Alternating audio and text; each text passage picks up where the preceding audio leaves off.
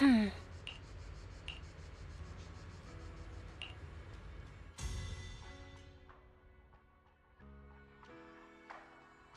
you, Banyu Shifu. I have the data. I'll get it archived now and push the higher-ups to finish the review process tonight. Sounds good. I'll take my leave then.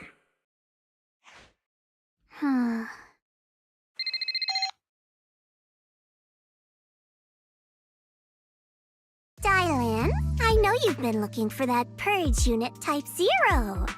I found it. Here in Wi-Fi. Goes by the name Banyu now. Don't thank me just yet. You know I don't work for free.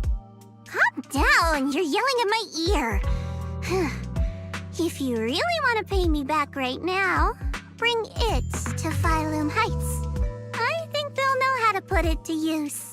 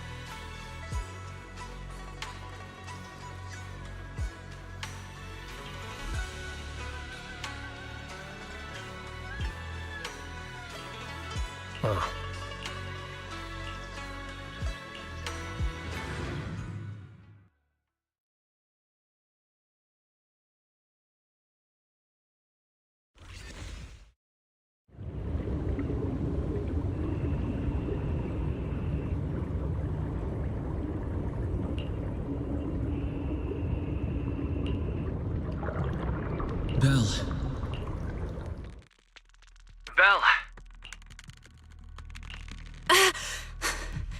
What was that? What's wrong?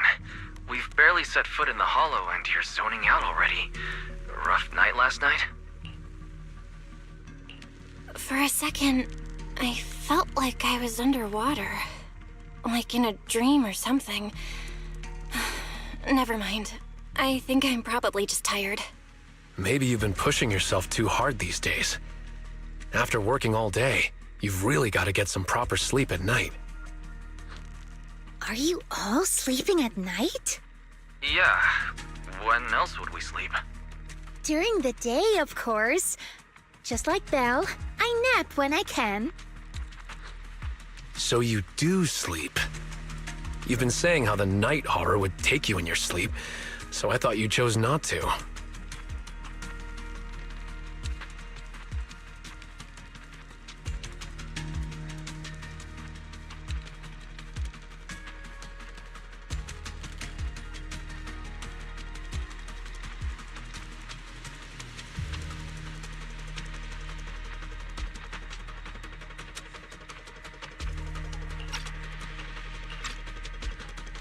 You have to sleep. And dreams are important. Granny says dreams are where you talk to those who've passed away.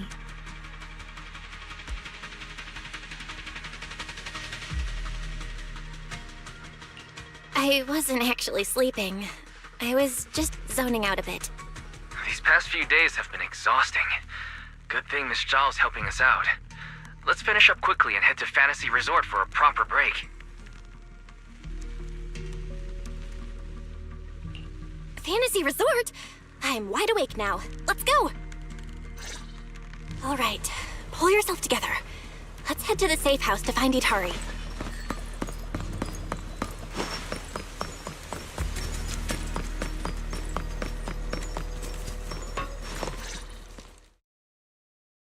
Let's make this quick. As soon as we pick up Itari, let's... Huh?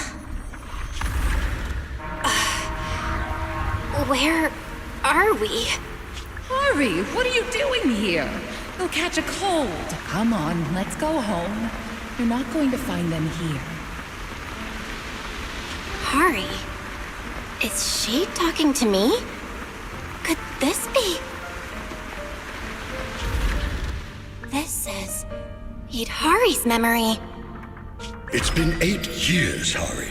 8 years.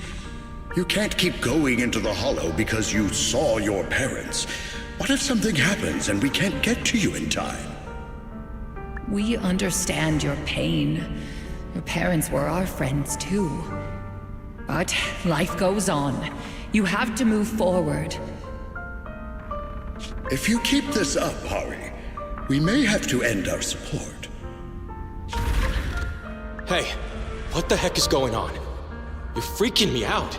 I've never seen you like this before. Yeah, you wouldn't respond to us at all and just started moving on your own. What do you mean, people from the past are overlapping and you can't tell them apart? Look, if you've got some weird disease or something, maybe you shouldn't be a proxy anymore. Hari, why don't you go get some rest? Since we just bumped into these other proxies, they should be able to take over from here. And hey, just saying this as a friend, stop chasing ghosts from the past, yeah? You've got a whole life ahead of you. Think about the future. How are you supposed to move forward with your friends like this? You don't need the future, Yadari. You're special. That voice! Your power was born for the past, to seek, to preserve, and to warn those who would dare to forget it. Yadari, you need only live in the past. The stories that once shook the world, they're more than enough to carry you through a lifetime. Don't you love stories? Don't you want to be part of one? Sarah! What's wrong, Belle? Huh? No one's here. Where's Sarah? There's no one in the safe house, and I don't see Hari. The moment I opened the door, all these images flooded into my head. The harbor, Hollow Raiders, the auditorium of the town, and Sarah. It's like I was looking at Hari's past through her eyes. Detected unstable ether residue on the door handle. It's a strong match for the ether environment we observed around Hari at the auditorium. First contact triggered a significant reaction from the smart lenses in your eyes, Master. Your eyes seem to be connected to an unknown power. An unknown power in my eyes, huh? When did it all start? At the auditorium? When I brought Vivian back? Or even earlier? Belle, you're not about to, manifest one of those drowned ideals, are you? Huh? No way. It's probably just because I slept poorly last night. Belle's drowned ideal is probably just an older version of her, lounging on the couch watching horror movies.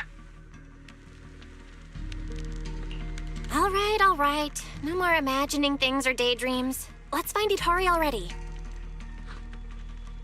Look! There's some notes on the table. They must be from Hari. What's it say on there? Strawberry Parfait memo. Once I'm back at the inn, copy this into the storybook. This is a tale awakened by the light. It happened in an auditorium buried deep in the mist. One night, a girl with eyes like stars came quietly to visit. There's no need to read the whole thing. Pretty sure we all know where the story's headed. Read it all out. What, are you embarrassed, Belle? This is your first time as the protagonist in a story. Let me see if there's anything we don't know yet. Here, on the last page. Moss's words make me realize that was Belle's story, not mine. I should return to my own story. Thank you for coming to find me. What does that mean? I'm not entirely sure what that means, but one name clearly stands out. Yep, Moss again. Idhari's probably gone back to the town. Let's go ask her in person.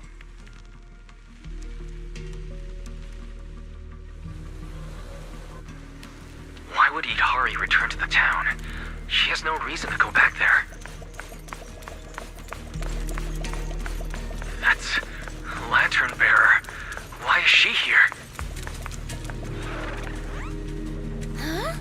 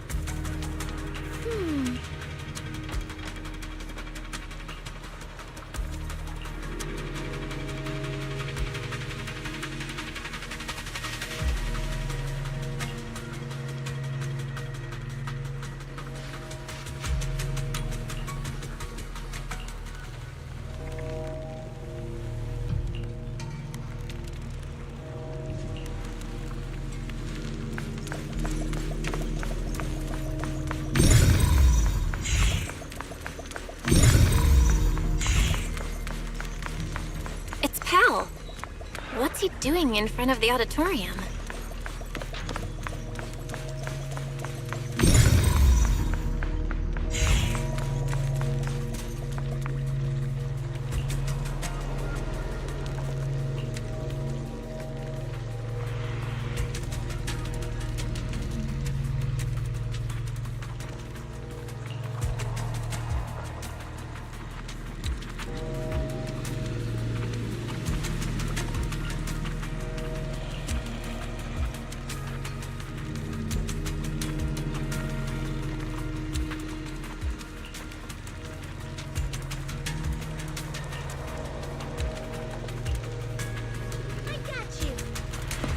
Behind the door?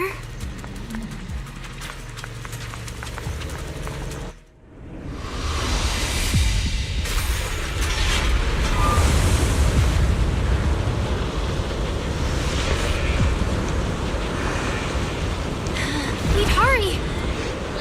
That voice. Stay back. It's dangerous. What the heck is going on? Freaking out. Never seen you like this before. Don't bother. Take up with someone else. How are you supposed to move forward with your friends like You this? can't keep going into the hollow because you saw your parents. It's been 8 years, Harry. Can't keep waiting for them. Please, Harry. Mommy is begging you. Why are you pretending not to Seen know the me? past. You shouldn't scare your classmates like that. I always go with the flow. Believing that I could... Why don't you go get some rest? I'm cutting off your funding. I'm just Maybe you too should tired have to keep up at your pace. Goodbye, I've had enough! I want someone else! And in the end, I'll remain here. Voices are calling me. I can't abandon them. I should embrace my true desire. Don't listen to those voices!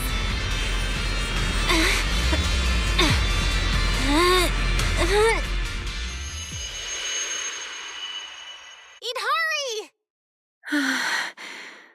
No, I can't. The story's over. I should sleep now. Come on, wake up! Idhari! You promised we'd leave the hollow together! My story ends right here. This is where I drift off. I'm sorry. If only we had met sooner. But we only found each other at the end of the story. The end? No, this is the beginning. The Strawberry Parfait storybook has just begun, remember? My storybook. Don't fall asleep. Keep writing. As a reader, I'm not letting you abandon your unfinished story.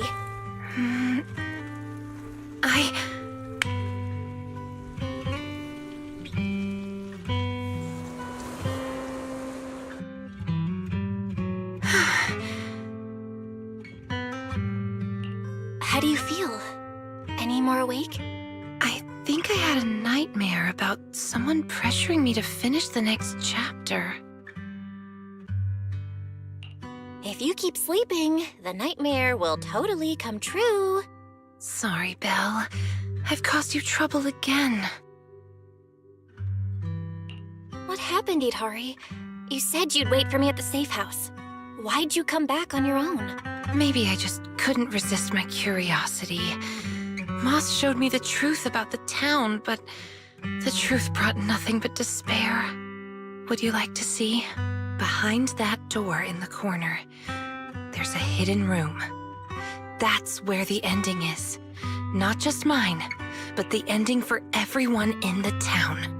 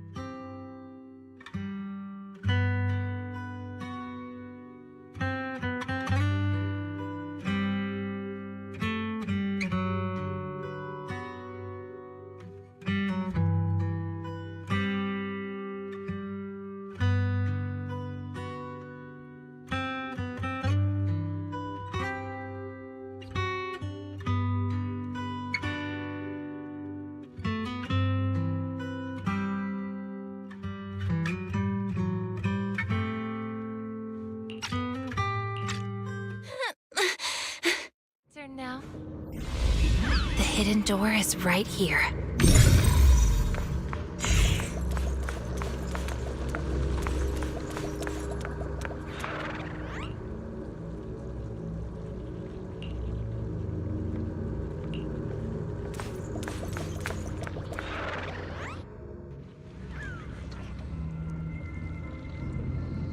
In those cocoons, this is the truth the town holds. And the reason I can't leave.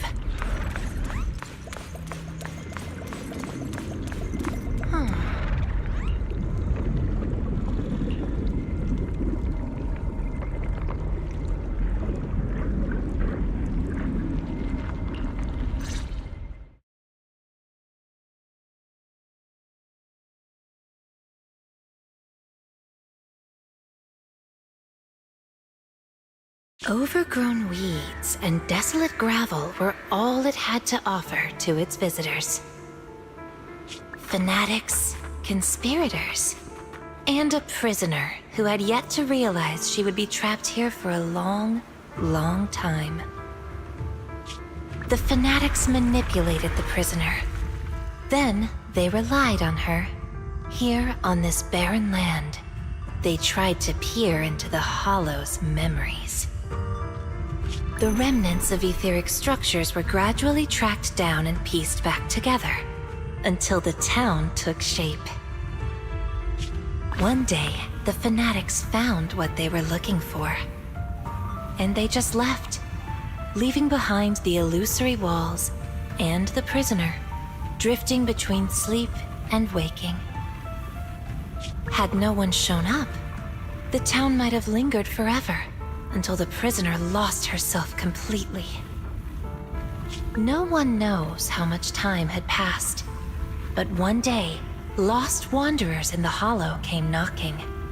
They were already breaking down, nearly consumed by corruption, on the verge of turning into ethereals. The town took them in, wrapped them in cocoons, and sheltered them just before the moment of turning. Maybe it was the miasma. Maybe it was the town's will. Or maybe it was both. But eventually, they emerged, no longer lost. They became the town's people, the cocoon's chosen agents. They call themselves Drowned Ideals. Moss once tested it. If a cocoon is broken, the person inside turns into an ethereal immediately. Perhaps there's a voice inside me that's been holding me back all along. If I leave the Hollow, the town and its cocoons will disappear. And the people, once exposed again to the miasma, they'll turn into ethereals in an instant. No wonder Moss said you belonged to the town. Was he the first lost wanderer to arrive here? No, he's the most obsessed with the town, but he wasn't the first. There were other unwelcome visitors long before them, non-human visitors. Lantern bearer and wandering hunter. To the townsfolk, they were monsters to be both respected and feared, and the town could not turn them away. Welcome to the cradle. It's you. Oh, you can actually see me here. That's wonderful. I thought I'd only be visible to you in a place like that safe house. Not many people come and go here. After a while, it becomes easy to recognize you.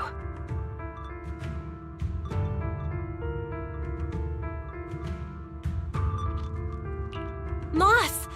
Don't tell me these cocoons are... Yes, that's the true bodies of the townsfolk you've been looking for. But I'd rather call them who we used to be. The first time I appeared in the Hollow, I came face to face with myself.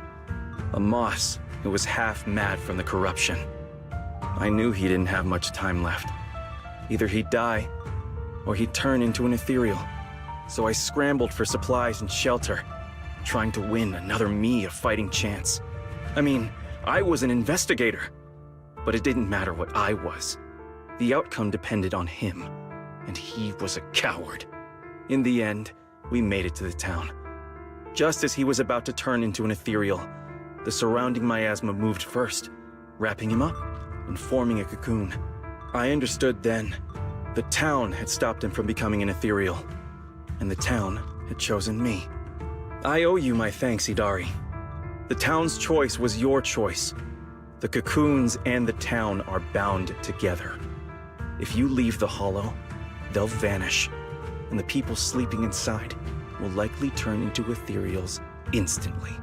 So that's why I can't leave the hollow. But the last few times I tried, I didn't even know about the cocoons. I think it was because she marked you and stopped you. She? Who's she? Have you heard the town whisper? Back at the auditorium, half asleep, I heard a voice that sounded just like mine, telling me over and over to embrace my true desire. Now that you mention it, I did hear a voice like yours when I first arrived in the town. That's her. She's the will of the town. The town is alive, breathing, thinking, speaking to everyone who walks its streets. Hidari, the town told me itself. She's your drowned ideal.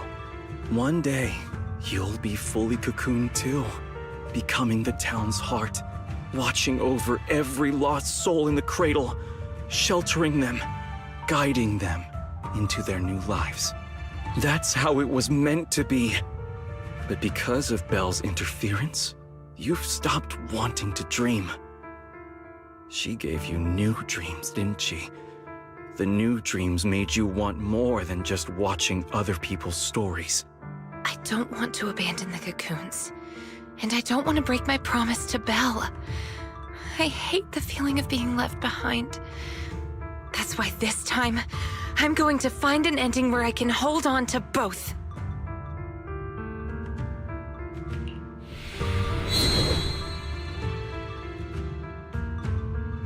Barely a flicker. Even with this many lumen boxes, it's still not enough. Wait, what are those in your hand? Did they just cause the cocoons to react?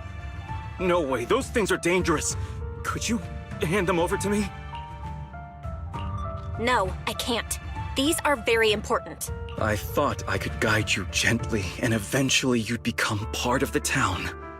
But you're not just stubborn. You're even trying to take the townsfolk away.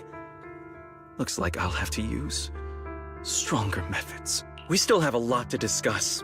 About Lantern Bearer, Wandering Hunter, and why Monito still hasn't cocooned. But it seems we just don't have the patience anymore. Fine. We'll talk after you've cocooned. When we're kin. Let's get out of here and tell everyone about the cocoons.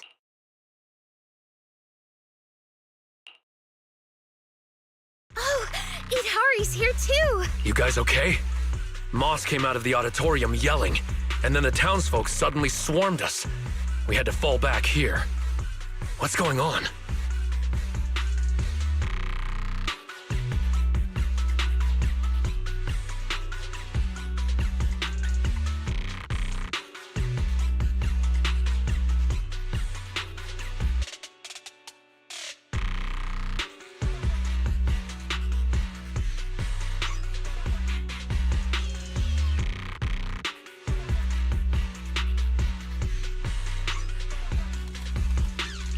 The townsfolk's actual bodies are down in that room.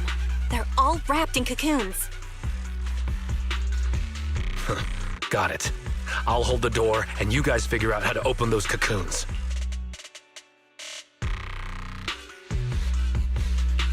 It's not that simple. If we destroy the cocoons, the people inside will be corrupted and instantly turn into ethereals. What if we take the cocoons out of the hollow? I took a look. The cocoons are really tall and there's a ton of them. I don't think moving them while fighting's gonna work. Can't fight, can't move them. These cocoons are basically hostages. Looks like our only choice is to fight our way out and get word to Miss Zhao's rescue team. Let's go! Let's get out of here and bring back the news about the cocoons.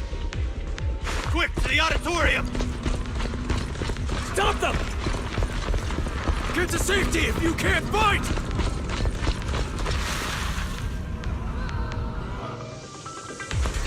Many of the townsfolk have gathered already. Let's go! The longer we wait, the more of them there will be! Are you ready for this? Don't miss your... The road ahead is blocked! Let's try another way. Can you tell us apart? I took note of how you dressed and sounded back at the safe house. As long as there aren't too many figures, I can recognize you. Though your faces still look blurred to me.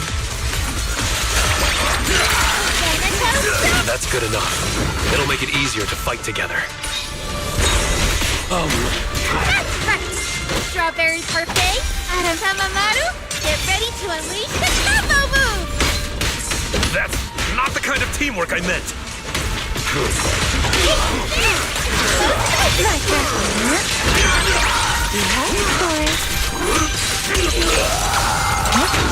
Watch out! Monato, what's wrong? These things seem just like the miasma monsters. They can't be killed. Exactly. Even if they disappear, they'll come back after a while. That means we really can't waste time fighting. Let's push straight for the exit. I've got your back. I'll lead the way. These townsfolk suddenly attacked us. Must have been an order from Moss.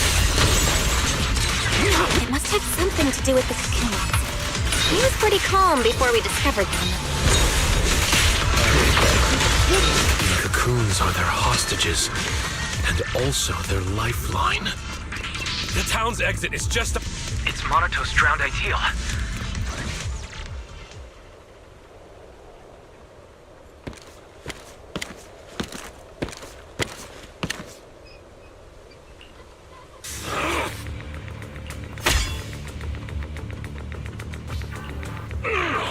Commodore Monato, what are you doing?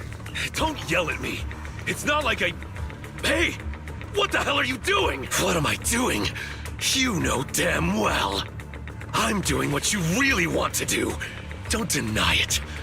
If only I was stronger than Banyue. Isn't that exactly what you're thinking right now?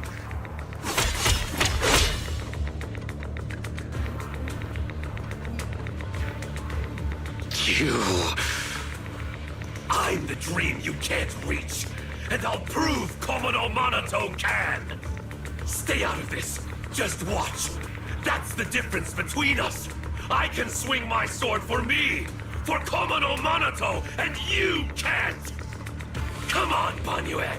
No one's here to interfere. Stop blocking! Fight me for real! I refuse. I vowed to fight only to save lives. I shall never swing blindly again. Then I'll hit you until you fight back! You'll see who should be running with their tail between their legs! That's enough!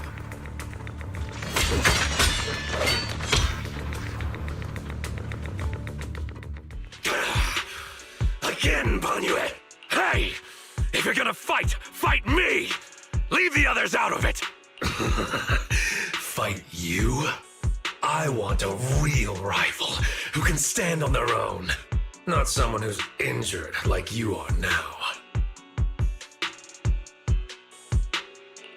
Monato, your injuries. Are you okay? I'm fine. It's just a scratch. I'll say it for you. You tell everyone that. But can you really fool yourself?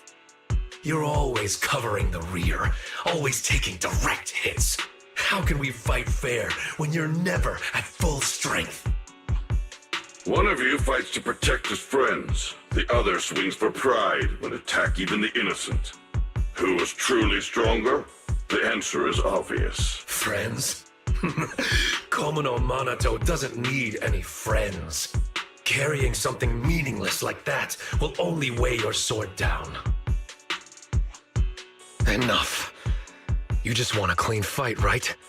So do I. Next time, just you and me. No one else. Fine. I'll trust you this once. Show up next time without half a dozen injuries, and I'll show you just how strong you could have been.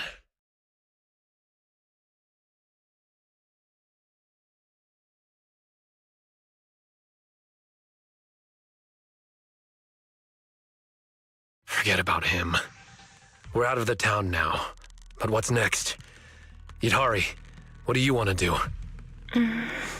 All right. Pass this message for me, Belle, please. Yidhari, what do you want to do now? I want to go to the safe house.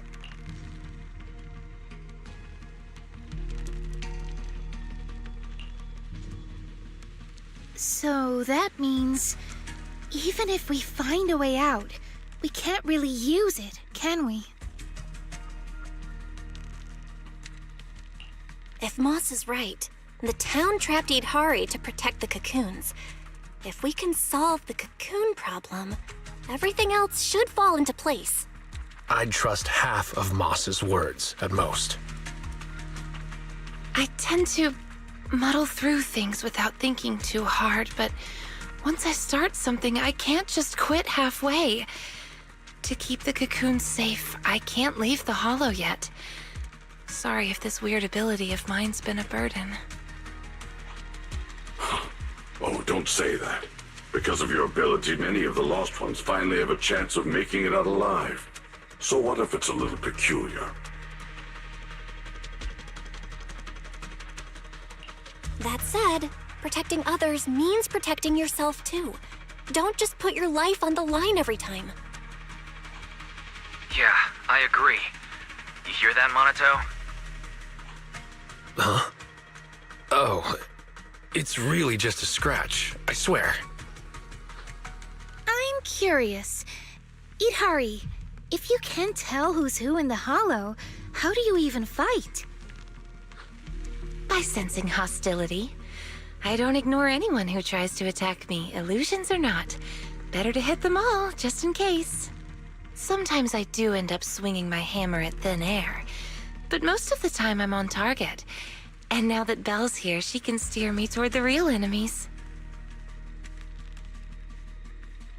From now on, wait for me before doing anything. And whatever you do, don't open the door for anyone. Oh, and here, hold on to this little drum. If an Aquisp knocks, you can scare it off with this. Raise your hand if you have any questions. Knockwisp? What's that?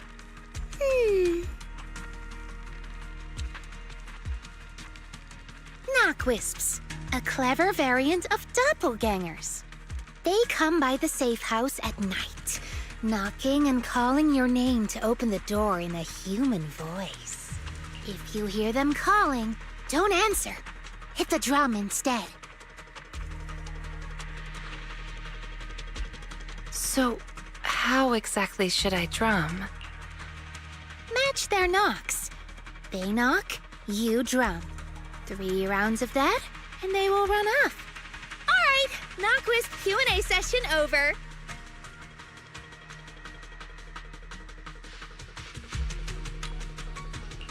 All right, Monato. Let's head back.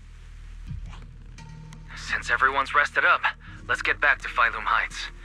Now that we know the location of the cocoons, there's no need to tiptoe around anymore. It's time to take down the town.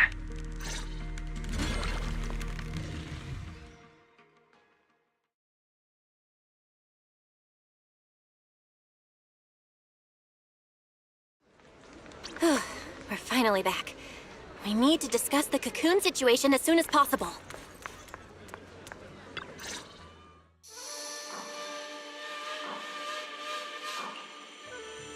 All right, we're up to speed now. The rescue team's already assembled. We can head out tomorrow. Your intel came just in time. It'll save us a lot of wasted effort. Now, about the plan. Plan A is to hit the town hard first, keeping all the drowned ideals from fighting back, and then send in a transport team to haul the cocoons out. The problem is that's easier said than done. You can't take down a drowned ideal for good with brute force. If you knock them down, they'll just respawn in no time. If we can't push into the cocoon room real fast, it'll turn into a war of attrition, and that's not in our favor. So you're implying there's a better plan B, right? Yes, you're right. And that brings me to my colleague here. your Zhao's co-worker. You can just call me Dylan. And now, I'm here to give you the grand reveal of Plan B! She's, really cheerful. Is she also from Krampus? Since you've never dealt with Krampus, it's normal to have a few stereotypes about tops. But trust me, every employee here is completely different in style, and that's thanks to our boss. Anyway, go on, Dylan. Alright, the key to Plan B is the cocoons. If we can dissolve them on the spot, we cut about 70% of the suppression and hauling time. What does dissolve on the spot mean? Check this out. Ta-da!